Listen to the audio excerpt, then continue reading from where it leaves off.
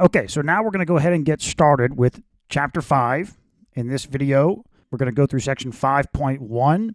So we start systems of equations and inequalities with the simplest case of systems of, so linear equations are the simplest, right? So we're going to look at systems of linear equations in two variables. So two equations and two unknowns. All right. Identify solutions to systems of linear equations in two variables. The point of intersection between two curves is important in the analysis of supply and demand. Yeah, you have a supply curve and a demand curve. For example, suppose that a small theater company wants to set an optimal price for tickets to a show.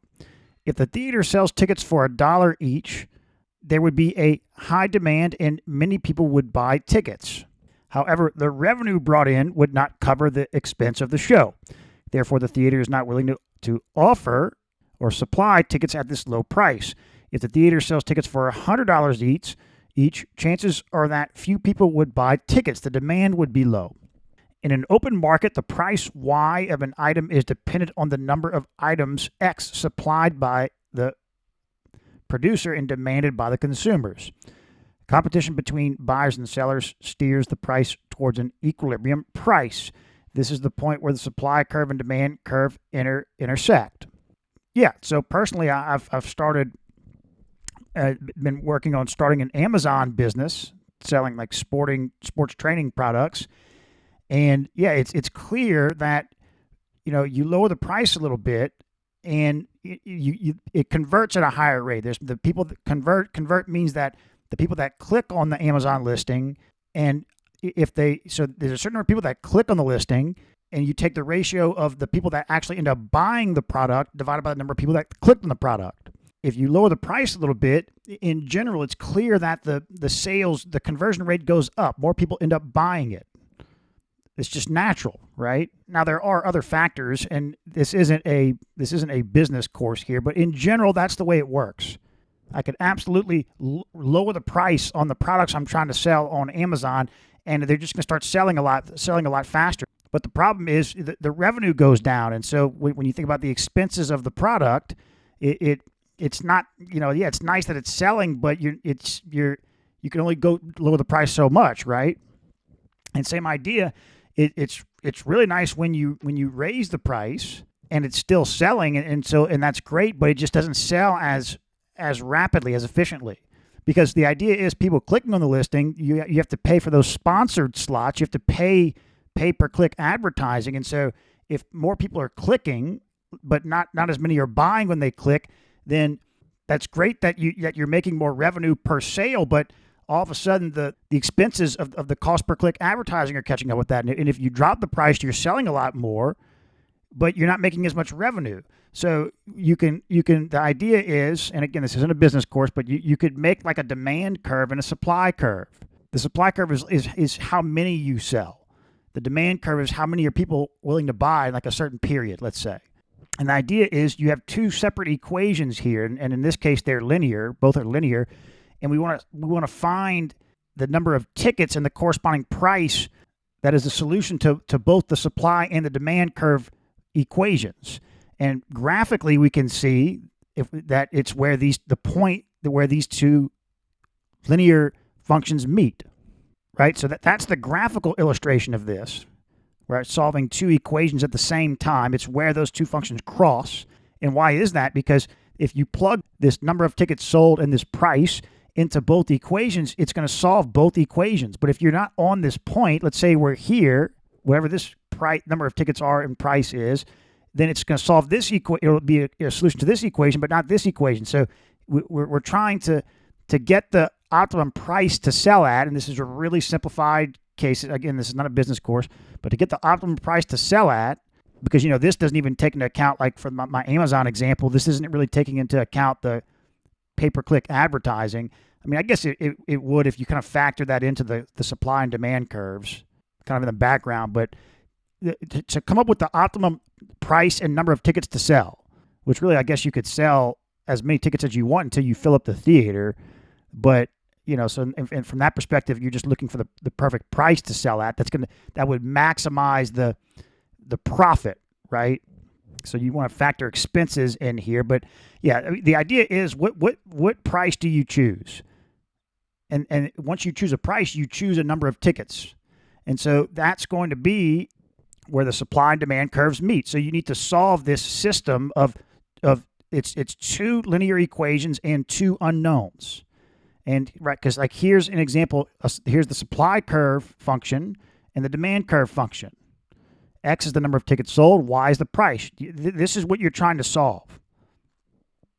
And the idea is this point here, it's going to be this single point, this single XY point, which is, in this case, it's 2,000 tickets and $40 per ticket. You plug that in here, it solves the equation. And you also plug that in here and it solves the equation. It's the one unique point that does this. And that's the solution. All right, so two or more linear equations make up a system of linear equations. If you're solving two or more, we're talking about linear equations here at the same time, that's called a system of linear equations. A solution to a system of equations is in two variables, is an ordered pair that is a solution to each individual equation. Graphically, this is so that's how you can think about it. You can think about this graphically, the system of equations graphically. Graphically, this is a point of intersection of the graphs of the equations. Yeah, so graphically, you're graphing both of the, right now we're talking about linear equations in two variables, so we can graph that. We can graph any equation in two variables in a plane, right? But we're talking about two linear equations here. So the solution to a system of two linear equations, we can think about it graphically as you graph the two lines, and where they intersect is the point where they intersect is the solution. Now you might say, well, couldn't those lines be parallel or yeah, those are special cases, but the most general case is they're not parallel or like lying on top of one another. You know, they cross at one point, and that one point where they cross is the solution. That's how you can think about the solution graphically.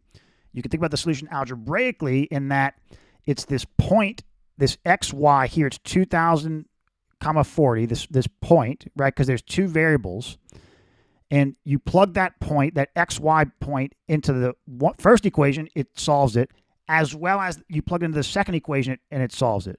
But not an either or, right? This is not a solution to the system, this system of linear equations here, because if you plug it in, I guess that would be the supply curve. You plug it in here, it solves it, but you plug it in that point in here, it doesn't solve it, so it's not a solution. There's only one unique point here. There's only one solution. So that's how you think about it algebraically. All right, so this means that 2,000 tickets are bought and sold at the equilibrium price of $40. This means that the 2,000 tickets are bought and sold at the equilibrium price of $40. Yeah. The solution set to a system of equations is the set of all solutions to the system. In this case, the solution set is the point 2,000, 40. So this is a little bit different when we've been solving equations in one variable. The solution was typically it was one unique solution. In that case, it was just a number, just one number, right? Well, here it's a ordered pair, and if you have any system of equations, it's in however many unknowns there are, then you're going to have, if there's three unknowns, then you're going to have the solution is going to be something like X, Y, Z, right?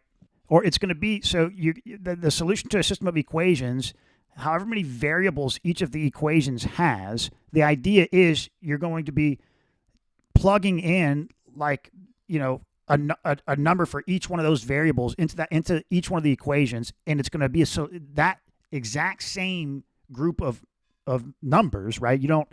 If you had 5 equations and 5 unknowns or whatever, you would have one,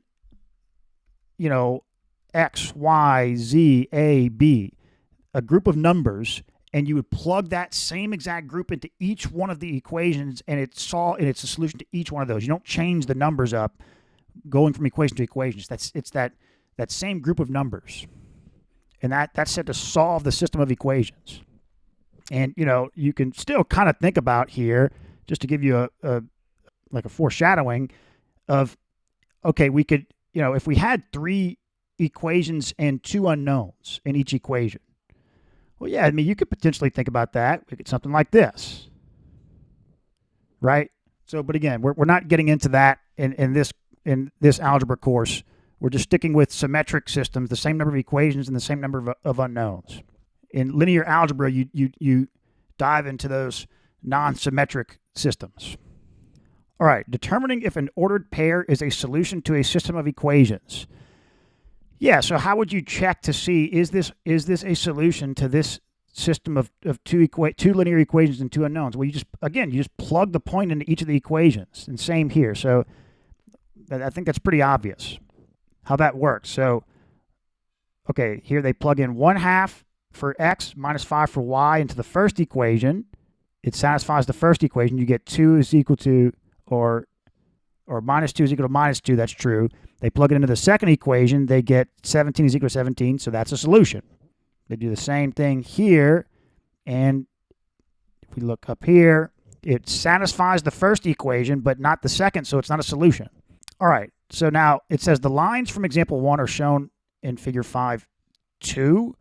Yeah. So from the example we just looked at, here's they graph the two lines, and you can look at the solution graphically. We just saw how the solution works algebraically, but graphically it's where those two lines cross. It's in this case you can see it's 1 point. There's only one solution in this case. It's the only solution, and it's similar to, you can think about this as parallel to, for you have equations in one variable that we studied in chapter 1. Most of the time it was the case that there was only one unique solution. For that, I would call that the typical normal case. There was only one unique solution, but there were special cases where like there was no solution, or there was like infinitely many solutions. The solutions was all real numbers, right? But like for the normal cases, there was only one unique solution to an equation in one variable.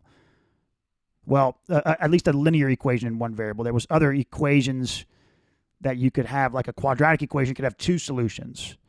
And you could think about a system of two quadratic equations, which we're not going to study in this course, but it would be like, I don't think we are. We might look at this in a few sections from now. But all right, here's a parabola. Okay, and then here's another parabola. Right? There's two solutions here. Okay, but those are the normal cases. But there's the kind of the special cases where, again, you could have no solution, or you could have like all real numbers as the solution. So what's the parallel to that with systems of equations? And right now we're looking at linear equations. Well, okay, so I think this was called, there's the case with one unique solution. I think this was called a conditional. It was the conditional case for systems of one equation, for equations in one variable. Let me see. Yeah. There was conditional equations, there was identities, and there were contradictions.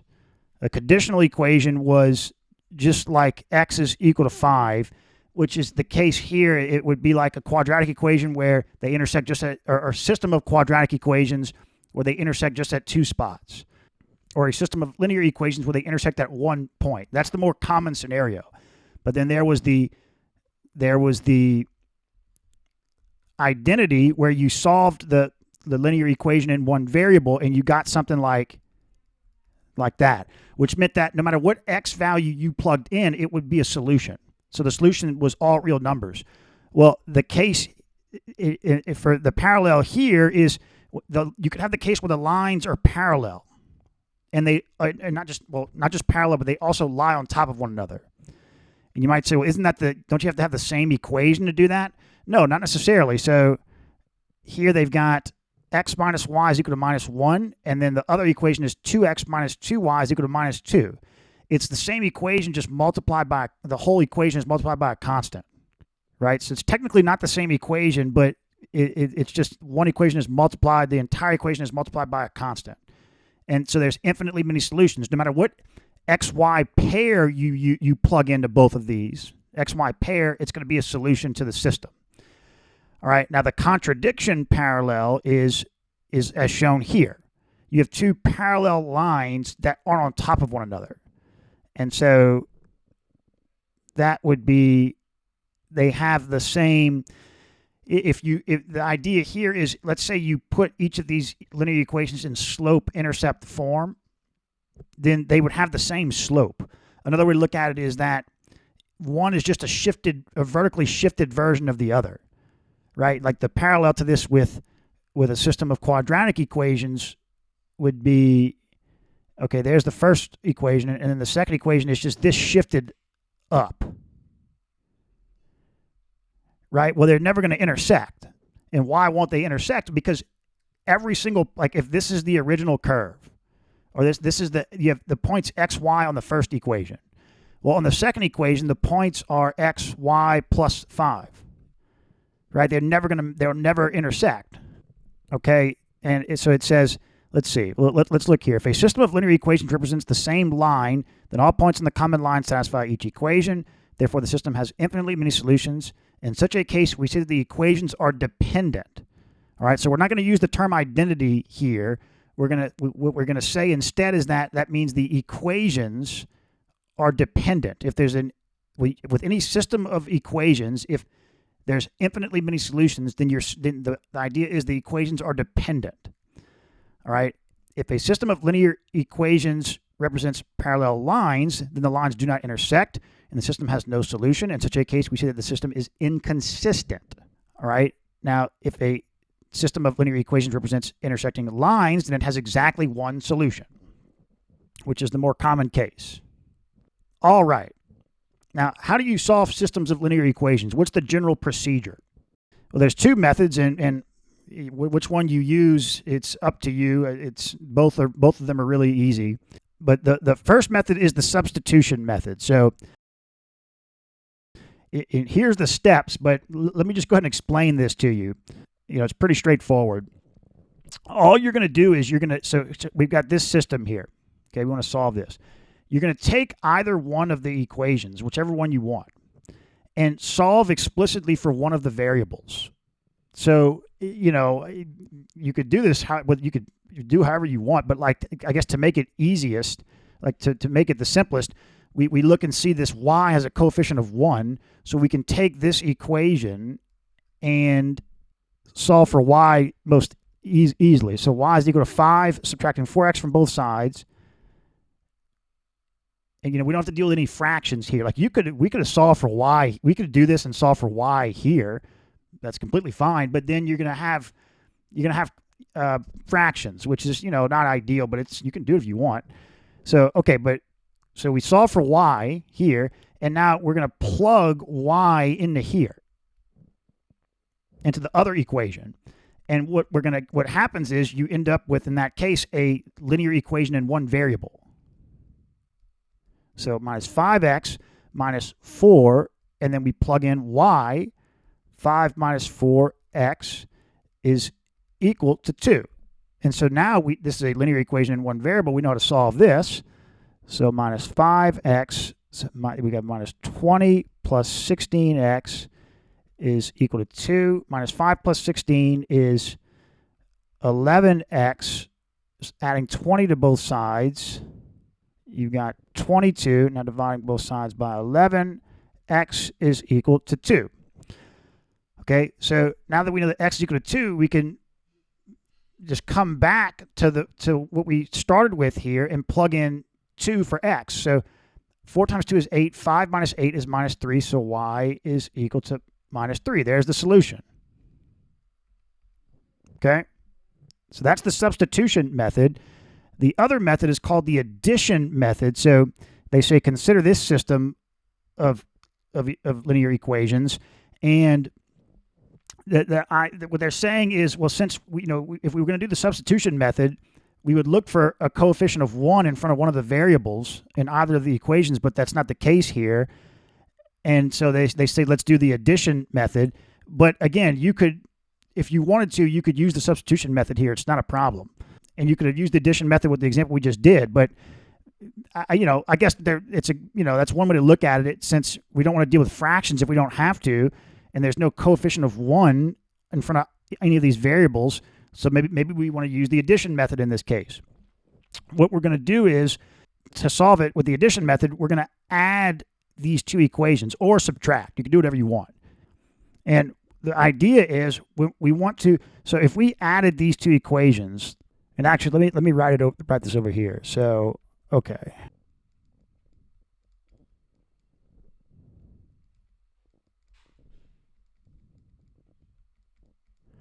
Okay. Now to add two equations or subtract, the idea is what we're doing is you might, because you might be confused about, well, how are we allowed to do this? What property is this based on? It's the same. It's the addition property of equality. You can add the same thing to both sides of an equation. You don't change the equation.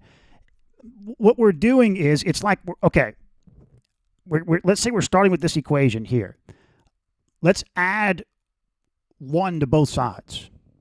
So you add 6 plus 1 is 7, but instead of adding 1 over here, we're going to add minus 3x plus 7y, which is equal to 1.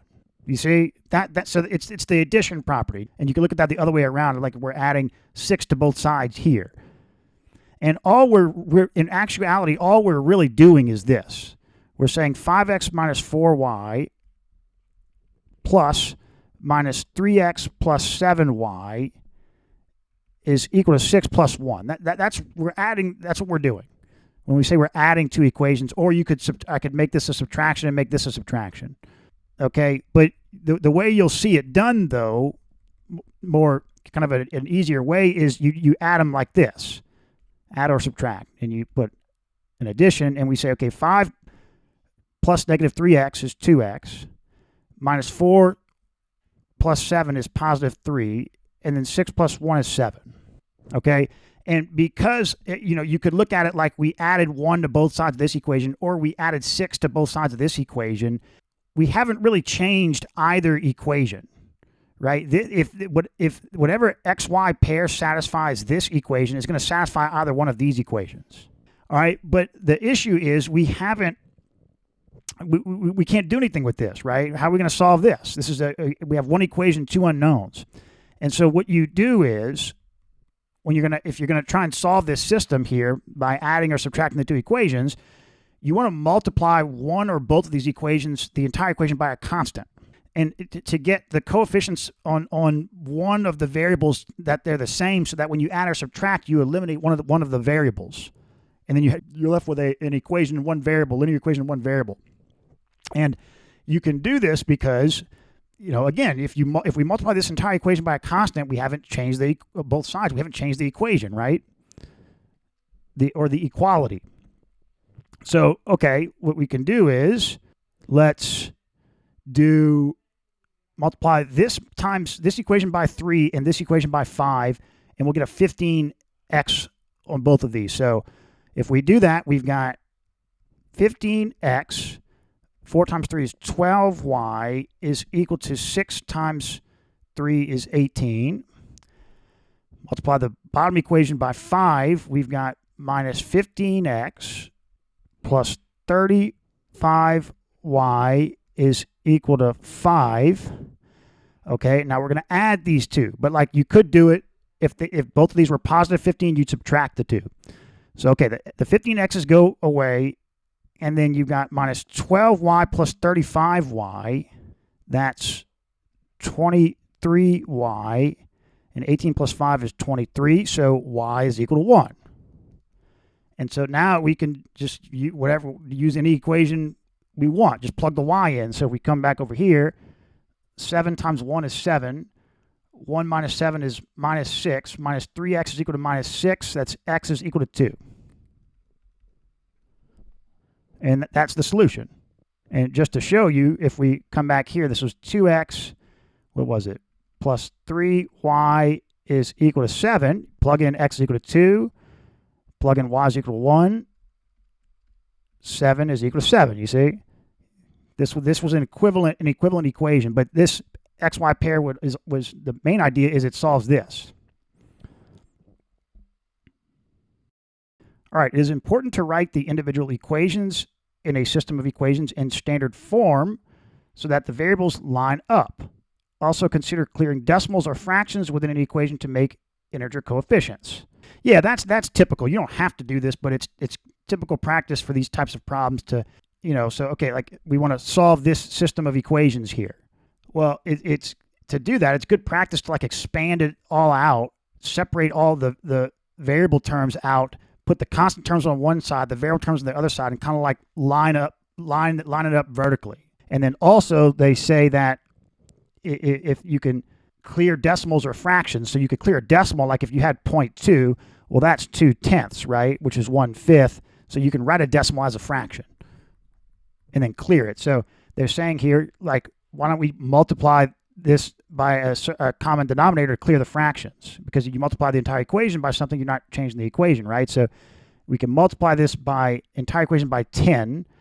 So that results in, let's see, 4x minus 10y is equal to 19. Okay, and then here, you just want to expand all this out. So 5x plus 5y is equal to minus 7y minus 41. Okay, so you got adding 7y to both sides. You've got, and there you go. Now you can put these vertically on top of one another, line up the 4x and the 5x, minus 10y and the 12y and the 19 and the minus 41. And then that's like easier to solve, right? With integer coefficients and everything lined up. And you can use the addition method in that case. Or you could decide to use the substitution method. I mean, you could potentially just look at this and say, I'm just going to solve for y here, clear the fractions, and then just plug that y directly in here. I mean, however you want to do it. All right. The systems in examples 1 to 4 each have one unique solution. That is, the lines represented by the two equations intersect in exactly one point. So now we're going to look at a couple of examples with the special cases, the no solution or the infinitely many solutions, which was called, that meant the equations were dependent if there's independently many solutions or infinitely many solutions, and if there's no solution, it was inconsistent. Now it says these terms are just the case for linear equations. I want to say this is the general terminology for any type of system of equations, but that they might give us more details on that in a couple of sections from now when we look at nonlinear systems. Yeah, I want to say if you even had two quadratic equations that, if you had a quadratic equation with a parabola like this, and then you just had another quadratic equation that was, the entire equation was multiplied by a constant. This equation was just multiplied by a constant, so they were just on top of one another. Right, like x squared minus y is equal to 7, and then 2x squared minus 2y is equal to 14. I want to say these are like dependent quadratic equations, but we'll see more officially what they say about this terminology in a few sections from now. But if there's no solution, then the system is inconsistent. All right, so here it says identifying a system of equations with no solution. So these are going to be inconsistent. And what's going to happen here, we can think about, is if we put these two lines in slope-intercept form, they're going to have the same slope, but not the same y-intercept, is what's going to happen. And so what they do is they do the addition method, and when they do they add the equations, they get a contradiction. 0 is equal to minus 6. And you can imagine if you did the substitution method, a similar thing would end up happening. So 0 can never be equal to minus 6, ever. So there's no solution here. Okay. Now, here's a system of dependent equations. So they do the substitution method here, solve for y, plug it into the other equation, and they get an identity. 4 is equal to 4. So there's infinitely many solutions. Now, the way they write this is, the idea here is that the lines are parallel. It's the same line. That's right. They're parallel, but they also have the same y-intercept.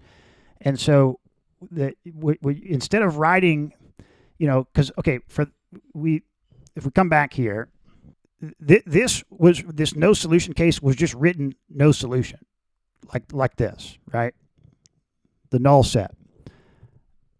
But typically in chapter 1, for an identity, we would write x is equal to all real numbers.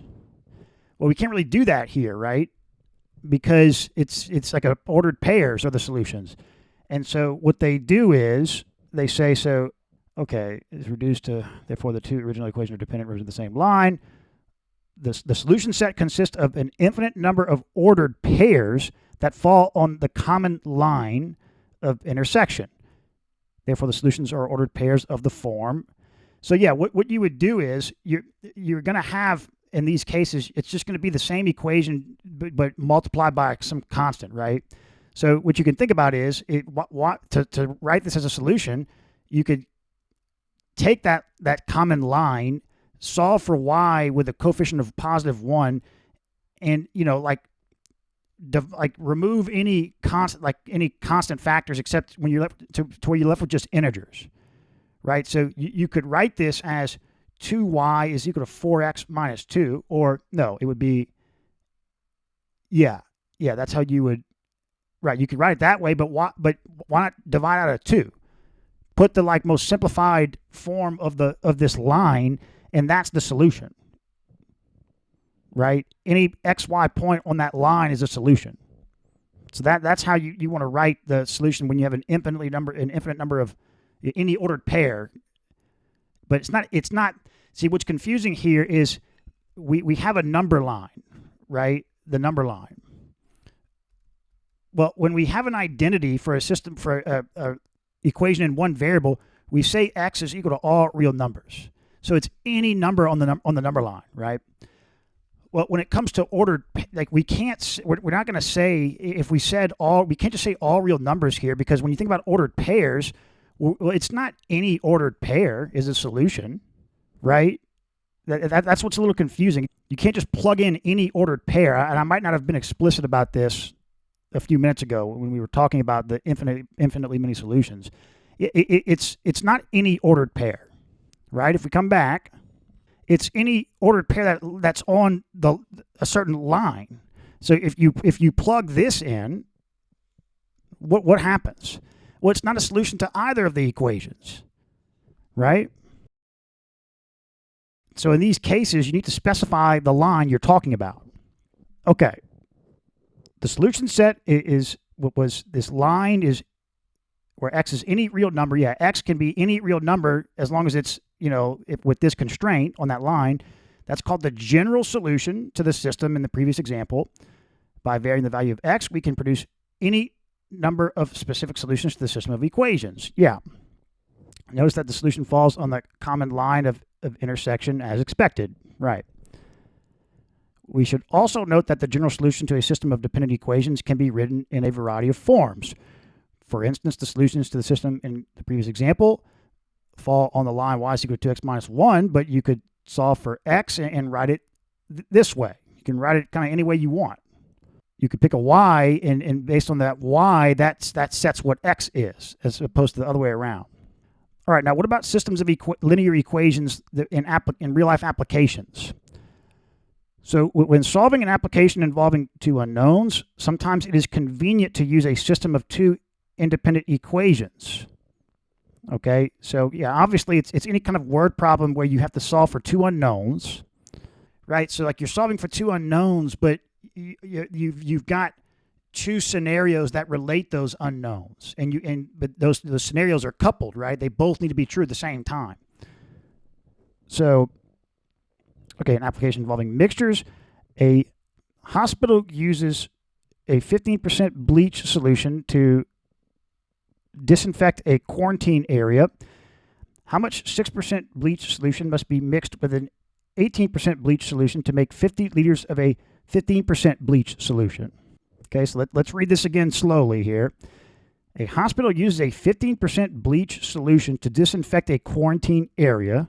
Okay, that's what they want to use to do the cleaning. But all they've got on hand is a 6% bleach solution and an 18% bleach solution. Let's say that's what they could buy from the factory. But they want to mix those two to make 50 liters of a 15% bleach solution. So how much of the 6% bleach solution needs to be mixed with the 18% bleach solution? So that's the two unknowns. Like, okay, the amount of the 6% and the amount of the 18%, that's the two unknowns. All right, so the way they go about this is it says let X represent the amount of 6% bleach solution, Y the amount of 18% bleach solution, okay? Then the amount of pure bleach in each mixture is found by multiplying the amount of solution by the concentration rate. Right, so these types of problems, what you want to do is you want to break it down into the, so we're trying to, we know that we want to have, and when it's all said and done, we're going to have, so 50 liters of solution, and then there's going to be I'll call this B here. This is going to be a certain amount of the bleach. Not as a percent like the amount of bleach, like I guess in milligrams or whatever. And this is going to be equal to 0.15, right? The amount of bleach in, I'm not sure what they're talking about. Let's not get bogged down with the specifics of this, but like the grams of bleach, let's say, divided by 50 liters needs to be 0.15. That's what we want. That's what we want in the end. And so what we can do is we can think about, okay, when we add the 6% bleach and the 18% solution, how much of the actual bleach in grams of bleach or whatever it is are we adding in each of those scenarios? So it's going to be 0.06 times however much solution we add, right? And that's an unknown. So it's 0.06 times however, we don't know how much to add of the 6% bleach solution. We call that X, but that's a certain like grams of bleach plus. Okay, then we've got 0.18 times the amount of the 18% bleach we add. So now this is going to be equal to B here. But we know we can solve for B. B is 50 times 0.15 times 50.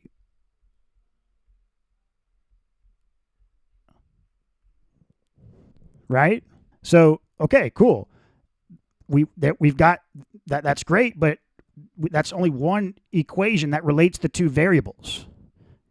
We need another equation because we can't solve for these two variables without another equation. So can we come up with another equation? Well, yeah, because what else do we know? We know that the X plus Y, the amount of the 6% solution that we're going to add, mixed with the amount of the 18% solution is going to be 50. Right? Now, since these two equations, these are like two separate relations here. These aren't. You might say, well, couldn't we just create another equation by, if you create another equation with some relation that's like kind of the same thing as what the first equation you made, you're going to have dependent equations and you're not going to be able to get a solution. Well, no, what would happen is you would get a solution, but the solution would be like all infinite number of solutions on the same line, which that doesn't help you, right? But these are kind of two dependent relations of the variables here are independent. So we can solve this, and there you go. So you could, like they talked about, you could clear the fractions or clear the decimals, then clear the fractions, or whatever, or solve for y here and substitute in. And so they solve and get, let's see, y is equal to 37.5 and x is equal to 12.5. So the 37.5 liters, 12.5 liters, you mix that together, you get the 15% solution, 50 liters of it. Okay, here's an application involving uniform motion.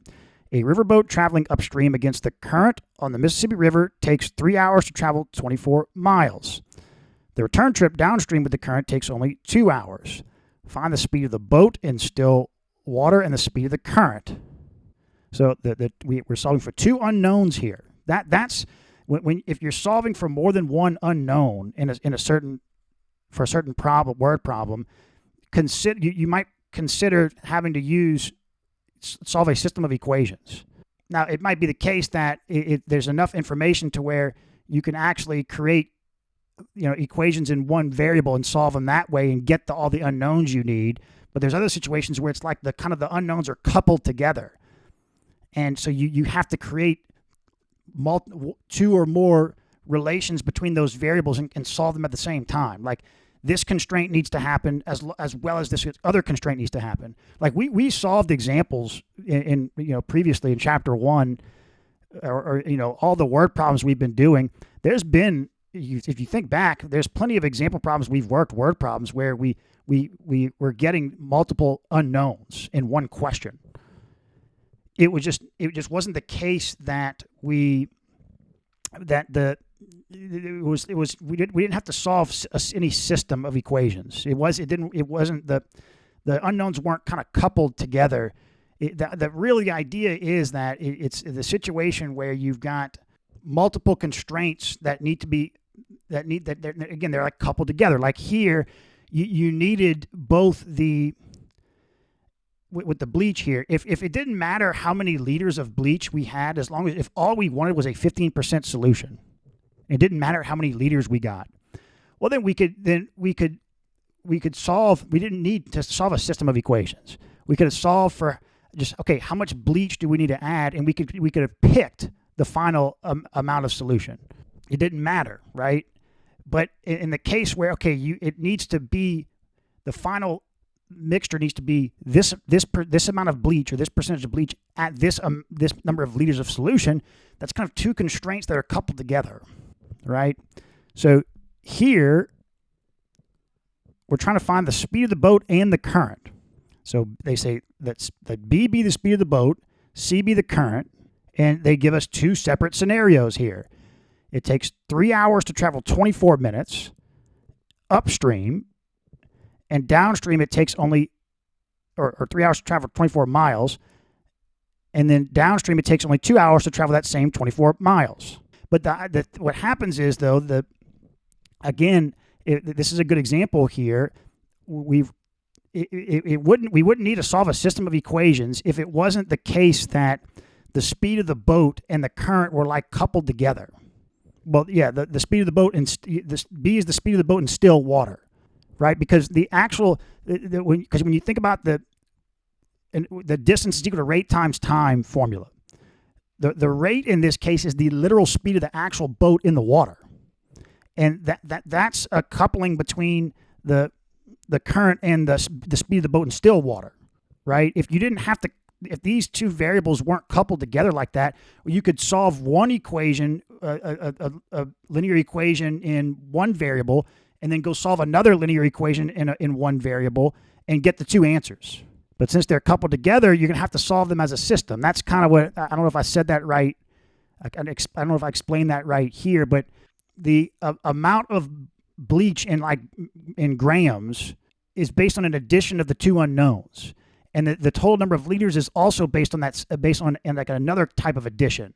So they're coupled together, right?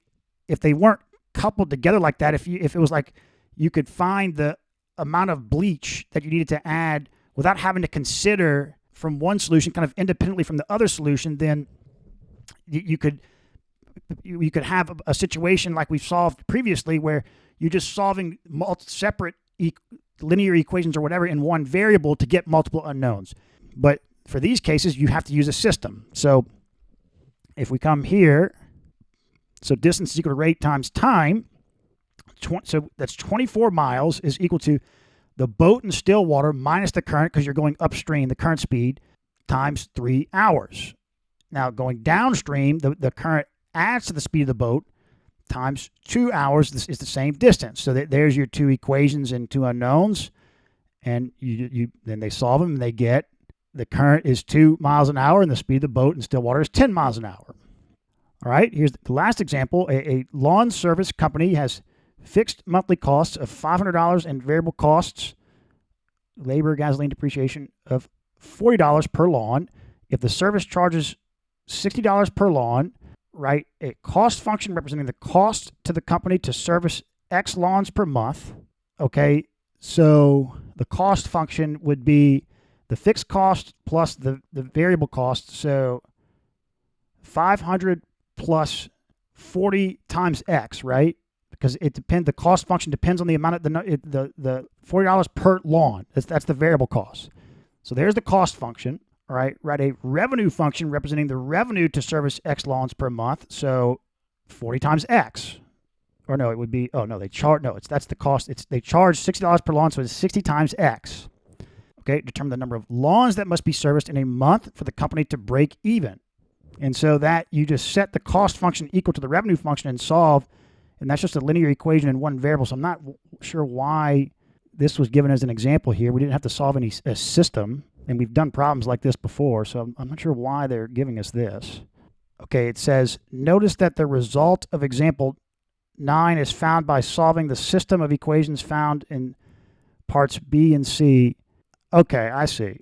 Yeah, it's okay. Yeah, it's like saying that you replace this with y and then this with y, because we're thinking about when these two are equal, and then you could think about kind of like substituted this here to set the equations equal. So yeah, we've solved problems like this before, and technically we just solved a system of linear equations, and when we did this before, we didn't realize we were actually doing that. But this is a special case where it's like really it ends up you're just setting the equations equal to one another, because you're already kind of explicitly solved for y, because it's the case that you're saying what happens when these two are equal.